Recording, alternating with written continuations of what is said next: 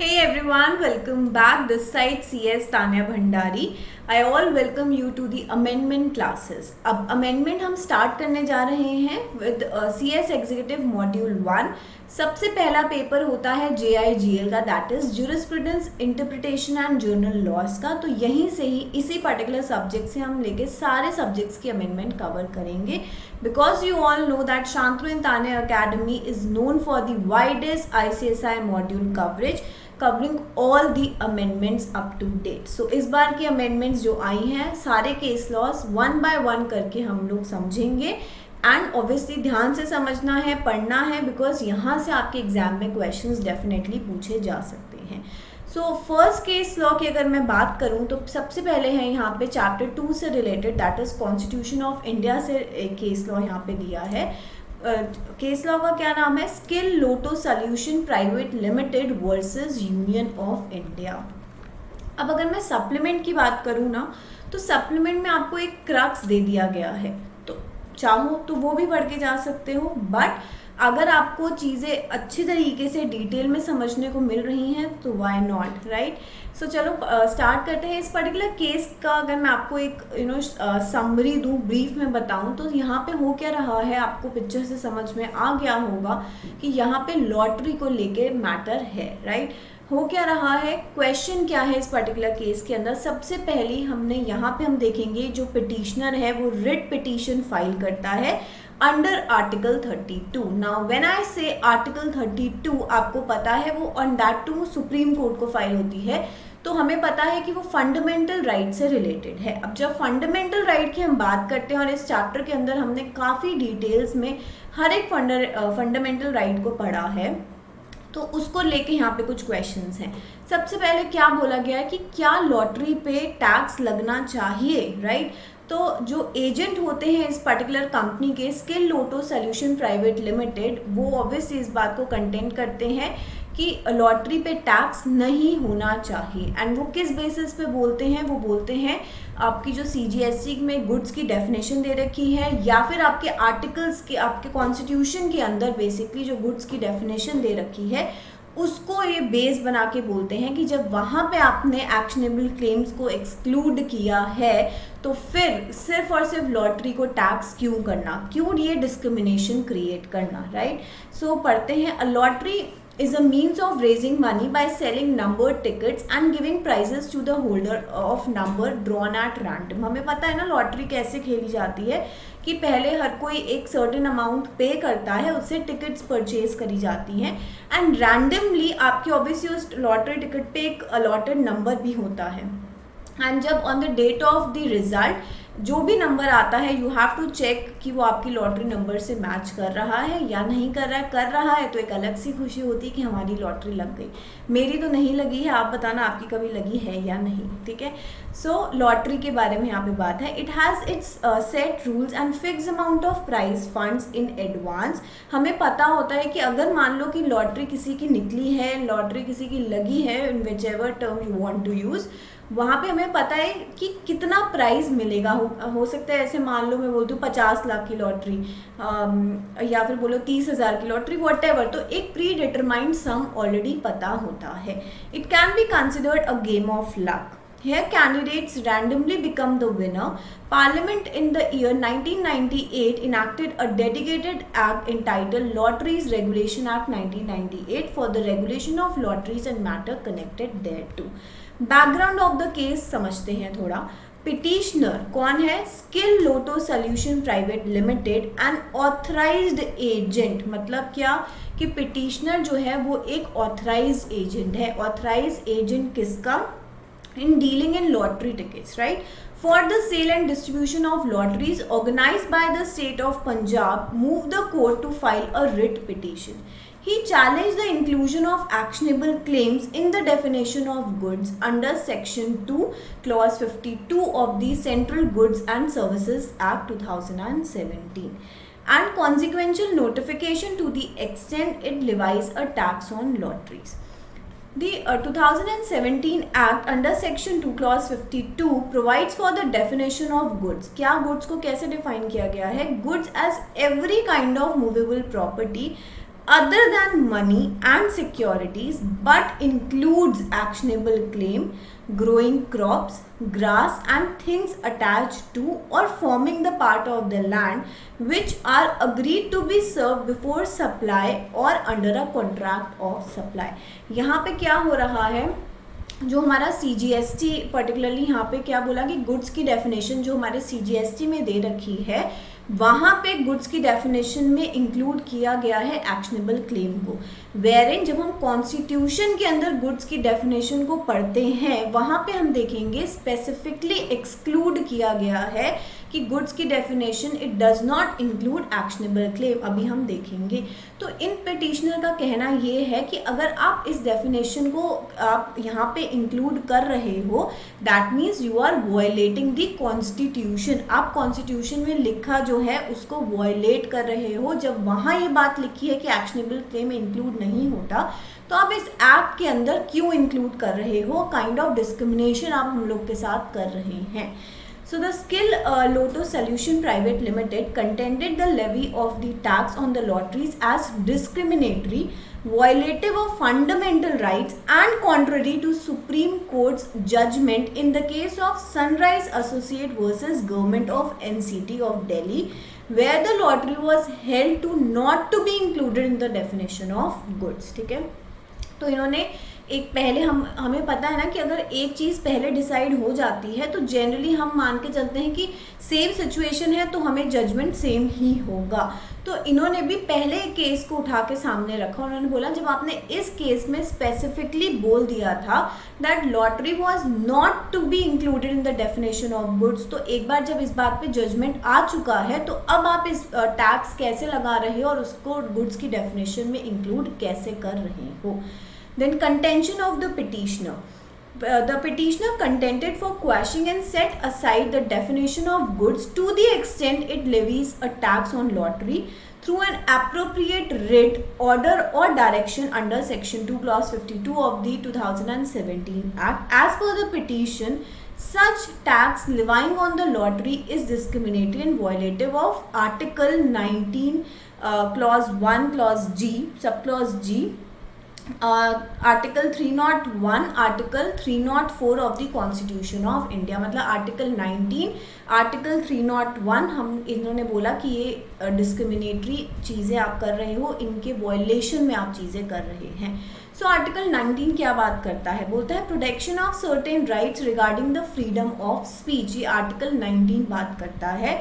Article 19 क्या बोलता है कि हर एक के पास राइट है, फ्रीडम ऑफ स्पीच है।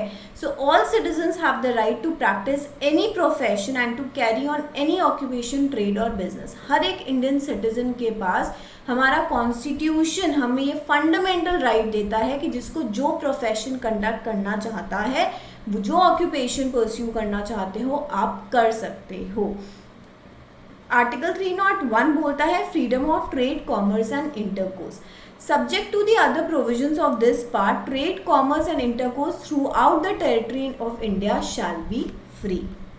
So the petitioner contended to quash and set aside various notifications. The learned senior counsel for the petitioner, Shri Ravindra Srivastav, contended that levying of goods and service tax on the lottery is ultra virus of the constitution. इन्होंने क्या बोला कि वो ultra vires है to the constitution of India. As under the 2017 Act, GST is to be levied only on the goods. He contended that Article 366 of the Constitution of India define goods. अब ये बहुत ध्यान से सुनना, क्या बोल रहा है? Define goods to include all the materials, commodities and article. ठीक है, एंड एक्सक्लूड क्या करता है? बोलता है it excludes actionable claims as they are not specifically mentioned in the article, whereas 2017 Act in section 2 defines good to include actionable claim। बोल रहा हूँ कि आप अपने गुड्स के अंदर actionable claim को इंक्लूड कर रहे हो, वेयर इन कॉन्स्टिट्यूशन में अगर हम गुड्स की डेफिनेशन देखें तो वहाँ पे स्पेसिफिकली एक्सक्लूड किया गया है, तो ऑब्वियसली दिस इज अनकॉन्स्टिट्यूशनल। आप कॉन्स्टिट्यूशन के अगेंस्ट नहीं जा सकते। हमें पता है ना, जैसे हम एक कंपनी के बारे में पढ़ते हैं तो हम हमेशा क्या बोलते हैं? Memorandum is the charter document memorandum is the principal document. ऐसे ही हमारी कंट्री में हर एक लॉ के लिए the constitution of India is the principal document, right. उसके ऊपर कोई भी आप मैं कोई XYZ कोई भी कुछ नहीं है। तो अगर आप उसके कॉन्ट्ररी कुछ कर रहे हो, उसमें जो लिखा है ना आप उसके ऑपोजिट बात एक दूसरे एक्ट के अंदर बोल रहे हो, that is unconstitutional. He further contended that the apex court in the case of Sunrise Association versus Government of NCT of Delhi and other has held the lottery not to be considered as good, as the Supreme Court has already held that lottery is not a good, which considered lottery as good is against the judgment given by the Constitution। अगर आप इस बार हम इस case के अंदर आप हमने जो मतलब ऑब्वियसली हम लॉटरी के ऊपर टैक्स की बात करें, अगर आप यहाँ पे लगा देते हैं तो फिर आप अपने जजमेंट को कॉन्ट्रडिक्ट कर रहे हैं। So the inclusion of actionable claim in the meaning of good is done deliberately. वो बोल रहे हैं आपने जान के ऐसा आप कर रहे हैं to bring lottery under the scope of the GST। He further submitted levying GST on the face value of the lottery ticket is not permitted, as lottery face value also include the prize money to be reimbursed to the winner। ये बोल रहा है आप मतलब obviously जब prize money winner के पास जाती है तो फ्लैट हम बोलते हैं ना कि भाई उस पर तो फ्लैट टैक्स लगना ही लगना है, करेक्ट। तो उसकी इनकम पे तो आप ऑलरेडी चार्ज कर ही रहे हो ना। As per the council, no absolute powers vested with the parliament to make an inclusive definition of something which is to be taxed that was otherwise not taxable. So he further contended that levying of tax only on lottery, betting and gambling when all other actionable claims have not been put under the net of taxes is discriminatory, as no rationale has been provided for the same। अब हमारे honourable जजेस ने इस पर क्या बात बोली, उन्होंने बोला यहाँ पे हेडिंग क्या है, the contentions of learned additional solicitor general for the union of India. Shri Vikramjit Banerjee, the learned solicitor general of the union of India, by refusing the submissions made by the petitioner council, submitted that writ petition filed by the petitioner under Article 32। उन्होंने क्या बोल दिया इन particular कि भाई जो आपने एक writ petition file करी है under article 32 to the supreme court, that is not maintainable. The lottery is res extra commercium and the petitioner does not have any right under Article 19, Article 301 concerning lottery। The transaction of the lottery ticket is not to be brought up to the status of trade, commerce and intercourse as used in the Article 301। उन्होंने बोला जो आप हमें fundamental rights का वो बोल रहे हो ना, उनको बेस बना के बोल रहे हो और रिट पिटीशन यहाँ पे फाइल कर रहे हो कि आपकी फंडामेंटल राइट्स के साथ वायलेशन हुआ है। सो माइंड यू कि लॉटरी आपके एक नॉर्मल पर्सन के जो ऑर्डिनरी कोर्स ऑफ बिजनेस में इंक्लूड नहीं होती है। एंड अभी हम आगे पढ़ेंगे कि state has always tried to curb these kind of activities, तभी इतनी रूल्स रेगुलेशंस वगैरह बनाई जाती हैं कि लोग इन सब कामों में, गैम्बलिंग, लॉटरी, ये सब चीज़ों में ज़्यादा से ज़्यादा इनको रोका जाए, कम से कम उन चीज़ों की तरफ लोग जाएं, करेक्ट। सो ये किसी भी तरीके से फंडामेंटल राइट को आपकी रिवोक नहीं कर रहा है, बिकॉज ट्रेड, कॉमर्स, इन सब में हमारी लॉटरी नहीं आती है। लॉटरी का बिजनेस करना ट्रेड कॉमर्स में नहीं गिना जाता है। It is not discriminatory to leave all other actionable claims and levy tax only on the lottery, betting and gambling. उन्होंने बोला किसी भी तरीके का आपके साथ कोई डिस्क्रिमिनेशन नहीं है, क्योंकि सरकार ऑब्वियसली इन सारी चीज़ों को रोकना चाहती है, प्रमोट तो नहीं करना चाहती ना, तो रोकना चाहती है। एंड इसीलिए अगर हम बोल रहे हैं कि कोई और एक्शनेबल क्लेम नहीं, लेकिन सिर्फ और सिर्फ हमारा लॉटरी, बेटिंग एंड गैम्बलिंग में टैक्स लगेगा, तो it is benefit for public at large. The above case can be seen to have answers to 3 important questions। क्या कि what writ petitions are maintainable under Article 32 of the Constitution? First question. Second is the inclusion of lottery under the head of goods for goods and service tax act constitutional? Third, is it constitutional to levy a tax on lottery? ये 3 question के answers अभी हम पढ़ेंगे। सबसे पहले बोला गया to this the court through its judgment clearly ruled out the article 32 is a part of basic structure of the constitution. It is important part of the implementation of fundamental rights and enforcement of rule of law. A writ petition can be file. ऊपर क्या बोला गया कि क्या article 32 के अंदर writ मतलब petition file करी जा सकती है. उन्होंने बोला बेशक करी जा सकती है. And the maintainability is to be decided by the subject matter and its gravity. वो maintain होगी नहीं होगी वो depend करता है कि मैटर की गहराई कितनी है, कितना सीरियस मैटर है, उसकी हम जैसे बोलते हैं ना कि भाई उसमें कितनी पावर है, क्या इंपॉर्टेंस वो मेरी ओवरऑल सिटीजन्स के लिए होल्ड करता है.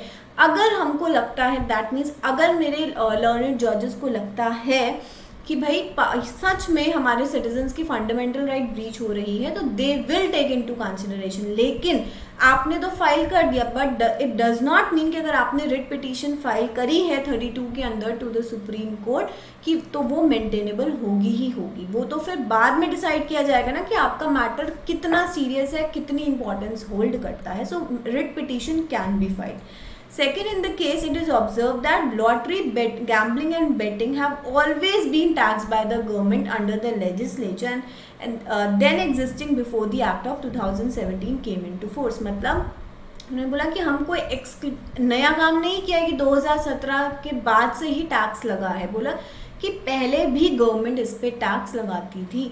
This is done because the government never wanted to promote betting, gambling और lottery. Government is bound by the constitution to look after the people and their welfare. The inclusion of lottery, gambling and betting under the heads of goods while excluding all other actionable claim is constitutional. तो दूसरा question यहाँ पे क्या था कि is the inclusion of lottery under the heads of goods of the GST constitutional? तो yes, it is constitutional because government never wants to promote such kind of activities. This is so because by taxing them, the government tends to dissuade the people from indulging in them. The government for several decades has never wanted to promote gambling, lottery or betting as a form of trade, commerce or business. Hence, taxing lottery is also constitutional. Moreover, the prize money is also taxable for the supplier and hence it is a right it is right to tax the winner as well. मतलब supply क्योंकि ये agent पे हो रहा था तो इसलिए उसने इतना बखेड़ा किया. तो बोलता है कि दोनों जगह से हम तो टैक्स लेंगे, विनर से तो लेंगे ही लेंगे, लेकिन आप एक ऑथराइज्ड एजेंट है तो आप भी उस पर टैक्स पे करेंगे. मतलब आप एक सप्लायर हैं, वो क्या है ऑब्वियसली आप सप्लाई कर रहे हो, आप सप्लाई कर रहे हो, वो कहीं ना कहीं आपसे गुड्स खरीद ही रहा है. हम इसीलिए इस चीज़ को गुड्स में इंक्लूड करेंगे एंड फिर हम दोनों जगह से टैक्स लेंगे. Thus, in the case of Skill Moto Solution Private Limited versus Union of India, a 3-judge panel concluded levying of GST on lottery, betting and gambling to be constitutionally valid. अब देखो इस particular चीज़ से आपको क्या समझ में आया. अगर हम सप्लीमेंट पढ़ रहे हैं ICSI का, उसमें एक आपको छोटा सा क्रक्स बता दिया गया है, लेकिन एग्जाम में इट इज़ नॉट नेसेसरी कि उसी क्रक्स से या एकदम स्ट्रेट फॉरवर्ड आपके पास क्वेश्चन आए. आपके पास क्वेश्चन ऐसे केस स्टडीज़ कुछ ऐसे बनाई जा सकती हैं जिसमें ये क्वेश्चंस भी पुट अप करे जा सकते हैं. सो एग्ज़ाम से पहले आप ऑब्वियसली पहले आपने ब्रीफ समझा एंड फिर इन क्वेश्चंस को फोकस करके अगर आप ये जजमेंट भी पढ़ते हो, बैकग्राउंड मैंने आपको बता दिया है, आर्टिकल्स क्या क्या इफेक्ट हो रहे हैं बता दिया, उतना डीप में जाने की ज़रूरत नहीं है. मेरा काम था आपको समझाना, I did justice to that. लेकिन अब आपको एग्जाम पर्सपेक्टिव की बात करूँ तो क्रक्स आपने ब्रीफ में समझ लिया. उसके बाद ये क्वेश्चंस को ज़रूर से ज़रूर ध्यान देना और उसके बाद ये जो इसका फाइनली कंक्लूजन आया है, सो दैट कि अगर ऐसा कुछ भी आपकी केस स्टडी में फॉर्म होता है, you are able to write the answers exactly to the point. ठीक है. सो आज की इस क्लास में हम यही केस लॉ से डील किया हमने. नेक्स्ट क्लास में हम नए दूसरे केस लॉ के ऊपर बात करेंगे. ऐसे ही करके one by one we would cover all the amendments of not only JIGL but other respective subjects as well. Thank you for watching. Till then, take care.